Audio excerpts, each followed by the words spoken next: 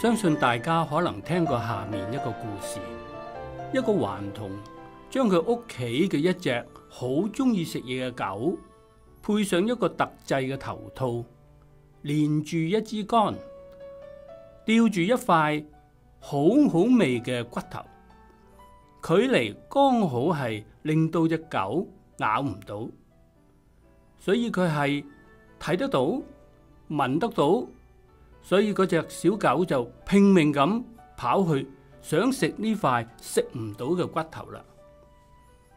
下面係另外一個虛構嘅故事。魔鬼將頭套加喺人嘅頭上，長杆一樣吊住啲嘢。細看之下呢，原來係三樣利：名、利、成就。同上面嘅故事同樣嘅情節，人拼命咁跑嚟跑去，想將名、利、成就拿到手裏。佢哋唔單止係前赴後繼，毫不氣餒，甚至犯上刑事也在所不惜。所以喺報紙間中你就會睇到有邊個大學嘅醫學院院長、跨國公司嘅高層、高官當狼入獄嘅新聞。不過人啊，真係比小狗有智慧得多，所以都有好多人得到一樣、兩樣，甚至三樣。佢哋可以講話係名成利就。不過有一個比較特別嘅地方，擁有嘅人似乎冇停下來，反而係繼續拼命咁你追我趕。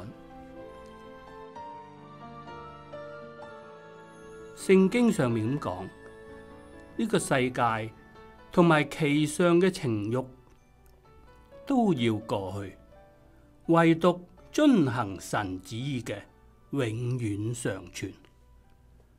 世界上嘅事物一定過去，相信冇人唔知，冇人唔信。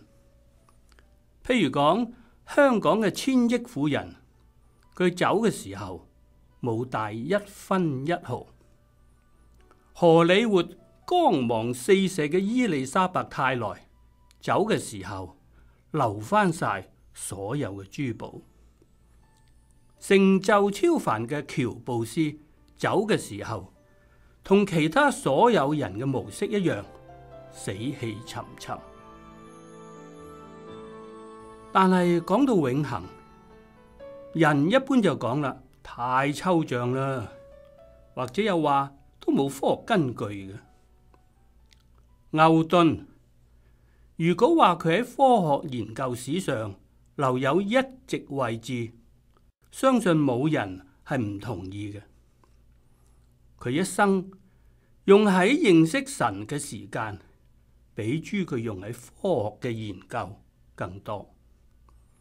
講到天體嘅構造同埋運行，牛頓好嚴肅咁講，從各個天文系嘅奇妙安排，我哋不能不承認，這必定是一位全知全能嘅神嘅作為。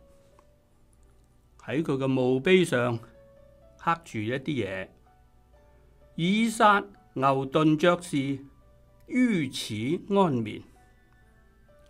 佢嘅哲學證明咗全能神嘅偉大。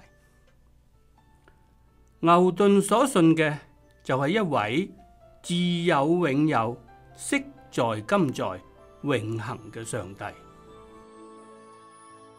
如果你都想知道究竟宇宙有冇永恆嘅存在呢？不妨向牛頓學習一下，就係讀聖經。世界上嘅事物大多數都係研究之後相信，但亦都有相信之後先再研究。你有冇想過永恆呢個問題呢？冇？點解你唔想下？不妨話俾我哋聽點解啊？